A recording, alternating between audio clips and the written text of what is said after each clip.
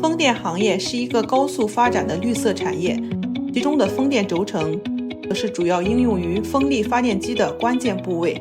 包括主轴、偏航系统、变桨系统等。此类超大型轴承对尺寸精度、加工工艺提出了更高的要求，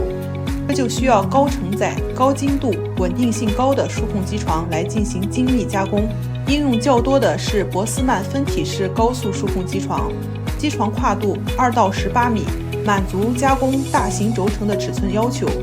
下面请看更多客户现场案例。